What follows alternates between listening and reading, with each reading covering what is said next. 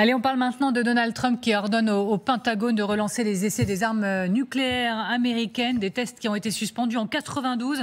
Alors, carte de l'intimidation, il l'a annoncé juste avant sa rencontre avec un autre maître du monde, Xi Jinping. Le coup de pression sur la Chine, il est plutôt clair. Nous allons voir que Trump essaie certainement aussi et peut-être surtout de passer un message à Poutine. Et puis, essai nucléaire des États-Unis. De quoi parle-t-on ? Où, quand, comment ? Est-ce juste un signal ou y a-t-il vraiment des incidences concrètes ? Ces essais vont-ils techniquement, concrètement servir à quelque chose ? 33 ans qu'il n'y avait plus d'essais nucléaires du côté des États-Unis et c'est à effet immédiat. On écoute le président américain. Cela concernait les autres et semblaient tous faire des essais nucléaires. La Russie ? Nous avons plus d'armes nucléaires que n'importe qui d'autre. Nous ne faisons pas d'essais et nous les avons arrêtés il y a de nombreuses années. Mais comme d'autres font des essais, je pense qu'il est approprié que nous en fassions aussi. Pour tout comprendre, pour tout décrypter, merci beaucoup Claire Cambier d'être à nos côtés. Vous êtes reporter international LCI. Bonjour Général François Chauvency, merci également d'être présent. Vous êtes consultant géopolitique LCI. Bonjour Sébastien Abyss, vous êtes chercheur associé à l'IRIS, directeur du club Demeter. Bonjour. Et nous sommes également en direct avec Yannick Pincet. Bonjour à vous, merci beaucoup. Vous êtes historien, vous êtes spécialiste du nucléaire militaire, maître de conférence à l'université Sorbonne Nouvelle. Avant de vous entendre, on pose les faits comme souvent sur LCI avec Thomas Schnell. Thomas, merci de nous avoir rejoints également. Alors, Donald Trump, il dit ceci: les États-Unis possèdent plus d'armes nucléaires que tout autre pays. Dans les faits, qu'en est-il ? C'est pas tout à fait vrai. Alors, les États-Unis et la Russie détiennent 90% de l'arsenal nucléaire mondial. Dans le détail, eh bien, c'est la Russie qui a le plus d'ogives. 5489 missiles nucléaires contre 5177 pour les États-Unis. Les deux superpuissances maintiennent un stock relativement stable et important depuis 2010. Notons tout de même que le nombre de têtes nucléaires a significativement diminué depuis la guerre froide. Rien qu'entre 1987 et 1997, bien plus d'armes ont été démantelées que d'armes qu'il reste encore aujourd'hui. Et dans le détail, puisqu'il insiste beaucoup sur le risque de montée en puissance dans le domaine de la Chine, qu'en est-il ? La Chine est-elle effectivement en train de reprendre des forces, de muscler son arsenal ? Oui, tout à fait. La Chine s'est même lancée dans une véritable course-poursuite pour réduire son retard avec les puissances américaines et russes. L'accélération reste sensible. Pékin a augmenté son stock de têtes nucléaires d'une centaine en un an, dépassant aujourd'hui les 600 ogives selon le Pentagone. Et selon son dernier rapport, la Chine a tout de même 1000 turbos dans la production d'armes nucléaires et pourrait détenir un arsenal de 1000 têtes nucléaires d'ici à 2030. 2030, c'est dans un peu plus de 4 ans, c'est-à-dire demain. Merci beaucoup Thomas Schnell. Je me tourne vers vous Yannick Pincet. Sauf erreur de ma part, et vous m'arrêtez si je me trompe, la Corée du Nord est le seul pays à avoir procédé à des essais nucléaires depuis le début du XXIe siècle. Dans quelle mesure l'annonce de Donald Trump est historique, selon vous ? Bonjour. Alors oui, en effet, la Corée du Nord est le dernier pays à avoir effectué des essais nucléaires en 2017. Mais il faut faire attention à ce qu'a dit Donald Trump. Il est assez ambigu dans son expression. Il parle de tester des armes nucléaires. Donc il ne s'agit pas forcément de réaliser des explosions nucléaires. Il s'agit très vraisemblablement de tester des vecteurs, c'est-à-dire des moyens de délivrer l'arme. Un petit peu, c'est une réponse aux annonces de Vladimir Poutine cette semaine, puisqu'il avait annoncé ce nouveau missile à propulsion nucléaire et cette nouvelle torpille nucléaire, qui sont des moyens de délivrer l'arme et non pas des explosions nucléaires en elles-mêmes. On reste ensemble, bien évidemment. On va revenir à la Chine, à la Russie, au message à la Russie, bien évidemment. Mais il met surtout en lumière Donald Trump pour commencer la Chine. Je voudrais vous entendre sur une question. On est clairement dans une nouvelle course à l'armement nucléaire des États-Unis. Posons ensemble ce fondement, général. Je ne sais pas si on en est là, mais je pense qu'aujourd'hui, la situation internationale est suffisamment grave parce que le nucléaire militaire a été mis, je dirais, dans notre agenda depuis 2022. C'est une réalité. Les Russes en parlent tous les mois. Et tous les mois, il y a une menace nucléaire plus ou moins affichée. Et ce que fait Donald Trump aujourd'hui, c'est finalement il embraye sur ce discours, alors qu'une réalisation concrète, c'est à voir. Néanmoins, pour moi, il y a une forme d'escalade et une forme de réarmement nucléaire. D'ailleurs, toutes les nations le font. Il y avait les chiffres pour la Grande-Bretagne, mais la Grande-Bretagne qui avait baissé jusqu'à 180 armes nucléaires dans les années 2020 est en train de remonter ce nombre d'armes nucléaires parce qu'on estime qu'aujourd'hui, il en faut plus pour se protéger. Sébastien Abyss.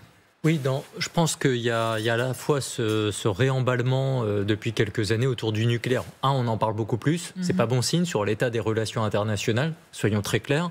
2, il y a une réalité sur le plan nombre, stock, accélération, le cas de la Chine qui vient d'être présenté. Et en même temps, comme ça a été bien dit par Yannick précédemment, c'est-à-dire qu'il y a le distinguo à faire entre la bombe et le vecteur. On sait que dans le cas de l'Iran, notamment, c'est le grand débat, c'est de savoir, une fois qu'on a la bombe, est-ce qu'on a le vecteur? Si on n'a pas les deux, c'est compliqué. Et on voit qu'en ce moment, il y a un peu la volonté des grands de ce monde de montrer qu'ils sont en capacité, par rapport au reste de la planète, d'avoir bombe et vecteur. Alors, dans ces 3 grands dont on a parlé, il y a quand même des situations très disparates. La Chine monte en puissance, dans sa montée générale en capacité, qu'elle soit économique, industrielle, scientifique ou nucléaire et militaire. La Russie s'arc-boute sur cet arsenal nucléaire parce que c'est un peu le bastion de son histoire et de sa puissance. C'est un peu sa façon de monétiser son poids aujourd'hui sur la scène internationale, là où elle est faible par ailleurs. Et puis du côté des États-Unis, il y a la volonté, d'autant plus avec Donald Trump à la Maison-Blanche, de rappeler que c'est eux quand même les maîtres du monde et c'est eux qui ont les outils les mieux coordonnés entre bombes, vecteurs et géographie pour en gros tirer les ficelles quand même sur la scène internationale. Et justement, maître du monde, c'est avant de rencontrer un autre maître du monde, Xi Jinping, qu'il a adressé ce message. Donald Trump, pour vous, c'est très clair, Claire Cambier. Oui, c'est un coup de pression mis sur le président chinois. Le président chinois, le président russe également. C'est un message qui est clairement politique. Et je rejoins ce qui a été dit en plateau. Ce qu'il faut souligner, c'est quand même le trouble qu'il laisse le président américain, puisqu'il parle de tests d'armes nucléaires. Et dans le même temps, il dit ça n'a pas été réalisé depuis des années.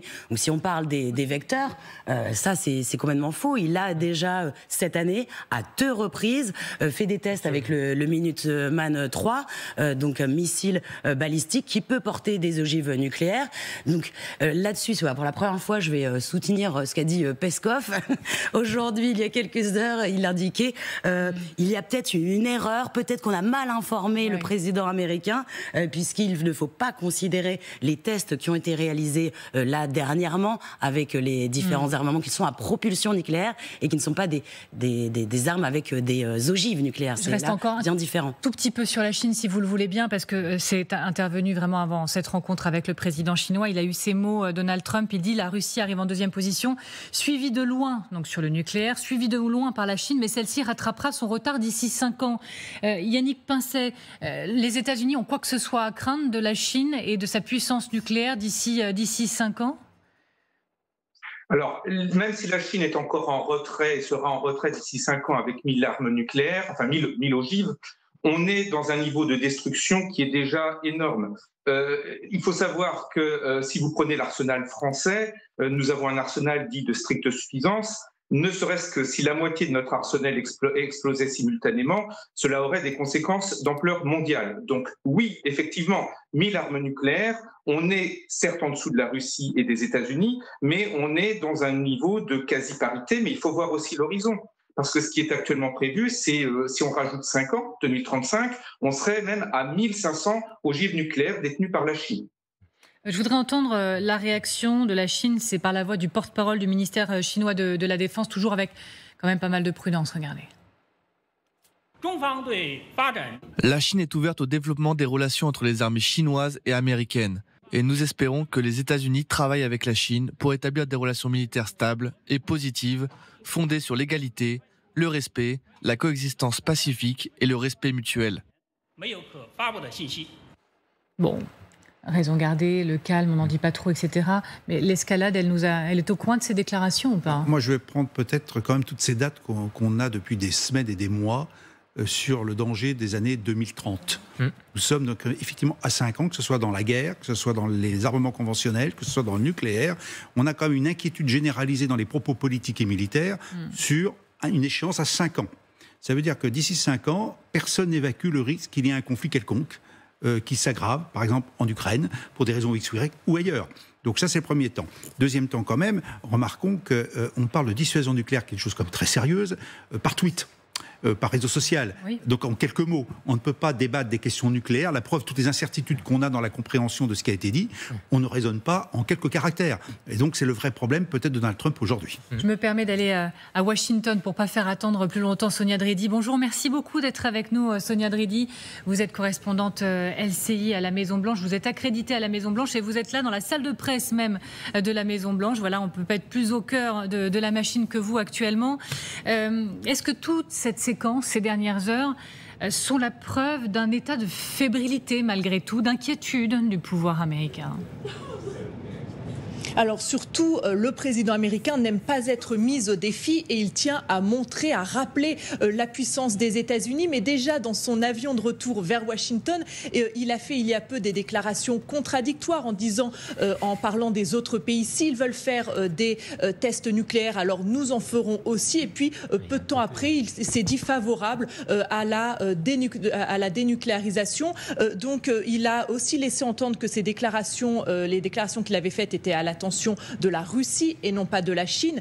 Mais les experts ici à Washington disent que les déclarations de Donald Trump pourraient tout de même encourager la Chine à refaire des essais nucléaires. Alors beaucoup ici attendent des clarifications de la part de Donald Trump sur ses propos. Il en fera peut-être en arrivant ici à Washington. Ce qui est sûr, c'est que la tension s'est accentuée ces derniers jours avec la Russie, mais avec Donald Trump, ça peut aussi très vite redescendre. En tout cas, à Washington, il y a vraiment une volonté de moderniser l'arsenal nucléaire face aux progrès qu'ont fait récemment la Chine et la Russie. Merci infiniment Sonia Dridi, correspondante LCI à la Maison-Blanche, donc depuis la salle de presse même de la Maison-Blanche. Votre analyse de ce que nous rapporte Sonia depuis Washington. Oui, ce que Sonia partage là est important et ça va dans le sens de ce qu'indiquait le général, c'est qu'on est quand même dans une situation un peu étrange qui n'est pas rassurante sur les prochaines années, dans un moment d'hypercommunication. Encore une fois, j'insiste, je l'ai dit mais je le répète autrement, le nucléaire en fait c'est un sujet sérieux, c'est un sujet dangereux et c'est un sujet où il n'y a pas beaucoup de grande transparence. Par définition, il y a de l'ambiguïté stratégique permanente autour du nucléaire. Le fait que beaucoup en parlent, y compris quand on est justement à la tête de grandes puissances mondiales, ce n'est pas bon signe. Surtout s'il faut en plus être dans un jeu presque de cours d'école où parce qu'un tel aurait fait une déclaration, il faudrait que son propre pays refasse lui-même des tests pour montrer qu'il est en capacité d'en faire. Ce n'est pas très sain, ce n'est pas très rassurant sur la suite, mais je voudrais sur un deuxième axe insister sur un point, c'est que pour les États-Unis, le sujet de la Chine, c'est la compétition totale. C'est-à-dire que la crainte sur le militaire ou le nucléaire s'inscrit sur le fait que la Chine aujourd'hui c'est une puissance incontournable qui fait le match aujourd'hui avec les États-Unis sur le commerce, sur l'économique, l'industrie, la technologie, etc. Donc tant que les États-Unis peuvent avoir une longueur d'avance sur le terrain militaire, nucléaire ou autre, c'est un des rares domaines où les États-Unis peuvent encore vis-à-vis de Pékin se sentir supérieurs. Ce n'est pas du tout la même chose avec les autres 3 pays du Conseil de sécurité, les puissances dotées officiellement, Russie, Royaume-Uni et France, qui sont 3 puissances déclinantes économiquement, démographiquement, et qui sont des puissances de seconde catégorie aujourd'hui par rapport à la Chine et aux États-Unis. Mais vous le savez très bien, comme à chaque fois quand on parle du nucléaire, la crainte de beaucoup, et peut-être dans ceux qui nous regardent, c'est de dire, bon, est-ce qu'on met une pièce dans la machine de l'escalade ? Je voudrais maintenant vous proposer cette déclaration du ministre des Affaires étrangères français. Il était notre invité hier sur LCI. Donald Trump n'avait pas encore tenu ses propos, mais il dit sur le nucléaire, il met en garde, attention, dit-il, à ne jamais employer cette arme nucléaire dans une rhétorique d'escalade ou d'intimidation. On va en reparler juste après. D'abord, regardez. Les États-Unis, le Royaume-Uni, la Chine, la France et la Russie. Ce sont 5 pays qui non seulement ont des responsabilités éminentes vis-à-vis de la sécurité et de la liberté du monde, mais ce sont aussi 5 nations qui sont les seules à avoir le droit d'être dotées de l'arme nucléaire. Mais avec le droit vient une responsabilité particulière, celle de ne jamais employer l'arme nucléaire dans une rhétorique d'escalade ou d'intimidation. Malheureusement, je dirais que la Russie de Vladimir Poutine, ces dernières années, a failli à tous ses devoirs. Parce qu'elle a, en quelque sorte, détourné cette responsabilité que lui ont confiée les nations du monde, il y a 80 ans, au profit d'une aventure coloniale et impérialiste. Yannick Pincé, attention à ne jamais employer cette arme nucléaire dans une rhétorique d'escalade ou d'intimidation, dit Jean-Noël Barrot. Pourtant, vous estimez que c'est ce que fait Donald Trump ces dernières heures? Donald Trump, en réalité, répond à Vladimir Poutine, qui lui-même répond à Donald Trump. On est dans un dialogue politico-stratégique. Il ne faut pas oublier que l'annonce des nouveaux vecteurs, des essais de nouveaux vecteurs qui a été faite par Vladimir Poutine cette semaine, se fait après un nouveau train de sanctions appliqué par les États-Unis, dont on sait qu'ils commencent et qu'ils vont faire très mal à la Russie. Et Donald Trump a répondu, en fait, à la riposte de Vladimir Poutine. Il faut aussi voir ce qu'il y a derrière. C'est que lorsque l'on s'engage dans la rhétorique nucléaire, ça peut aussi être, paradoxalement, le signe d'une certaine faiblesse. L'historien que je suis fait forcément référence à la crise de Cuba. Et la crise de Cuba était liée notamment aux difficultés qu'avait l'URSS de l'époque dans la crise de Berlin, qui s'est terminée par un aveu d'échec et la construction du mur de Berlin. Donc il faut faire attention, on est sans doute dans un recours de cette rhétorique nucléaire de la part de la Russie, de ce qui peut s'apparenter à une escalade, pour répondre à une faiblesse. Merci Claire Cambier. Oui, je rejoins ce qui a été dit. Il veut s'afficher comme une superpuissance face au test du Poséidon, du Bourevestnik. Tests dont on ne sait pas vraiment s'ils ont été réussis. Ça montre aussi une faiblesse dans l'armement nucléaire américain. On le sait, il y a eu, j'en parlais tout à l'heure, ces tests du Minuteman cette année. Il y a une volonté de moderniser tout cet arsenal. Et ça, c'est quelque chose qui a déjà été entamé aux États-Unis. Ils veulent mettre en place le nouveau missile balistique Sentinelle à horizon 2030. Vous voyez que là encore, on arrive à ce fameux délai de 5 ans. Et cette crainte, en tout cas du surarmement, elle est clairement entre les trois grandes puissances aujourd'hui, mais on voit aussi que ça pousse aussi les velléités des autres pays. Quand, par exemple, Donald Trump autorise la Corée du Sud à construire un sous-marin nucléaire sur leur sol, on voit au final que la course à l'armement, elle ne va pas être limitée à ces trois grandes puissances, et c'est là aussi le danger.